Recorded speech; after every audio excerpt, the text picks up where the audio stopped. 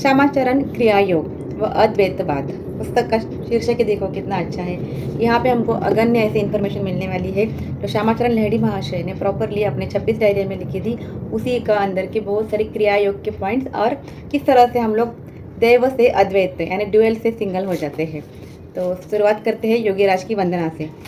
तुम श्यामचरण, तुम महादेव, तुम श्री कृष्ण भगवान, तुम सर्वव्यापी, तुम अंतर्यामी, तुम नारायण भगवान, तुम पुराण पुरुष, तुम अनादि, तुम स्वयं भगवान, तुम मंगलकामी, तुम जगत स्वामी, तुम हर युग के भगवान, तुम विश्व पिता, तुम विश्व माता, तुम आदि पुरुष भगवान, तव श्री चरण ली है शरण, कृपा करो हे भगवान, कृपा करो हे भगवान। महा उपाध्याय योगाचार्य डॉक्टर अशोक कुमार चटर्जी ने ये योग वंदना लिखी है योगीराज के ऊपर। सर्वप्रथम कहा गया है इसके अंदर क्रिया के द्वारा चक्षु का उन्मीलन होता है, इसीलिए कहा गया है चक्षु उन्मीलितम येन तस्मै श्री गुरुवे नमः। फर्स्ट पेज के अंदर ही बताया गया है कि किस तरह से क्रिया योग का महत्व है। हमको हमारे जो नयन है नेत्र के द्वारा ब्रह्म का दर्शन किस तरह होता है बताया यहाँ पे। जो हमारे दो नेत्र है वो स्थूल जगत को देखते हैं, ठीक है। हमारे आजू बाजू जो भी दिख रहा है वो स्थूल जगत है, मगर सूक्ष्म जगत को देखने के लिए क्या ये दो नेत्र काफ़ी है? नहीं ना। तो वो कौन से नेत्र के बारे में इंफॉर्मेशन दे रहे हैं वो देखेंगे। चक्षु उन्मीलित करना पड़ेगा इसके लिए। यहाँ पे योगीराज कहते हैं कि जब चक्षु उन्मीलित हो जाता है तभी हमको सूक्ष्म जगत की यात्रा में जाने के लिए एंट्री मिलती है। आध्यात्म जगत विद्यमान है मगर उसको इस दो नेत्रों से देखा नहीं जाता क्योंकि वो इंद्रिय है। इवन श्री कृष्ण भी कहते हैं, गीता में श्री कृष्ण ने लिखा है कि किसी इंद्रिय के लिए मुझ तक पहुंच पाना असाध्य है। यानी कौन से भी इंद्रिय, हमारा कान, नाक, टंग, आईज, स्किन, इससे हमको ज्ञान प्राप्ति का एक मार्ग है, वो उससे हमको इंद्रिय जन्य ज्ञान मिलेगा, मगर ये मुझ तक पहुंच नहीं पा सकते। तो उसके लिए क्या करना पड़ेगा? तो हमको उसके लिए हमारे चक्षु को उन्मीलित करना पड़ेगा। यही कारण है कि चक्षु रूपी यह इंद्रिय स्थिर ब्रह्म तक नहीं पहुंच पाते। योगीराज ने कहा है कि क्रिया के द्वारा चक्षु को उन्मीलन होता है तो फिर हमारे चक्षु से उसको देखा जाता है।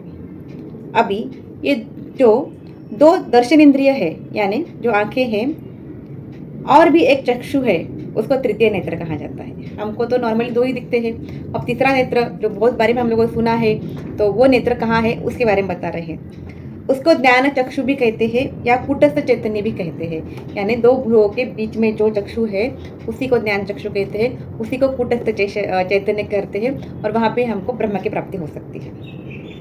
यह कूटस्थ रूपी चक्षु भी समस्त मानव शरीर में है। क्या वो हमें आप में सबके अंदर है? हाँ, ये जो कूटस्थ रूपी यानी भ्रू मध्य के बीच में जो है चक्षु, उसको ज्ञान चक्षु कहा है, वो समस्त मानव के अंदर है, मगर हम मानव अज्ञान होने के कारण उसको ओपन नहीं कर पाते। ये कौन कर सकता है? योगी कर सकते हैं, किंतु योगियों का इसका ज्ञान रहता है।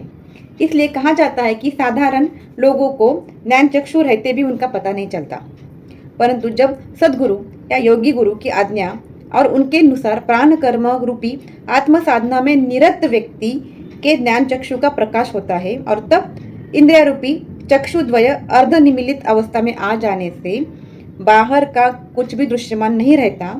मन सभी बाह्य विषयों से अंतर्हित होकर अद्वितीय ज्ञान चक्षु से निबद्ध हो जाने से अध्यात्म जगत का सब कुछ दृश्यमान होना चालू हो जाता है, अंतर यात्रा चालू करता है। और ये स्थूल जगत से हम लोग दूर होके सूक्ष्म जगत की यात्रा चालू कर देते हैं, जहाँ पे स्थूल जगत पूरा शून्य हो जाता है, पूरा अंधमय हो जाता है और कुटस्थ नेत्र या कुटस्थ चैतन्य उत्पन्न हो जाता है और वहाँ से हमारा अंदर का यात्रा चालू होता है, वहाँ सब कुछ दृश्यमान रहता है। अर्थात क्रिया के द्वारा कुटस्थ रूपी चक्षु का उन्मीलन होता है। इस कुटस्थ चक्षु का ज्ञान प्रदान करने वाले सदगुरुओं को मेरा नमस्कार। इस तरह से कहा गया है कि चक्षु उन्मीलितम येन तस्मै श्री गुरुवे नमः।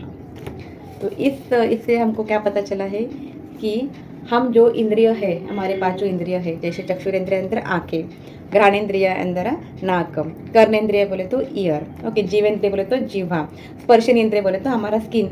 इससे हमको ज्ञान मिलता है, मगर ब्रह्म की प्राप्ति या चैतन्य की प्राप्ति हमको चाहिए तो क्रिया योग का निरंतर अभ्यास करना पड़ेगा।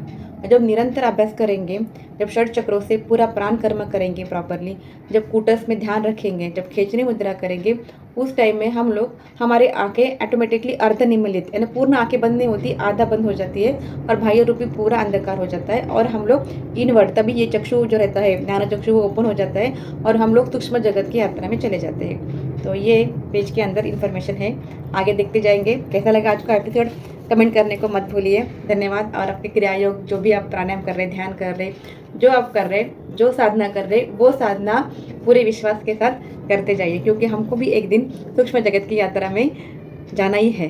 Okay, all the best and आपका दिन शुभ और मंगलमय हो।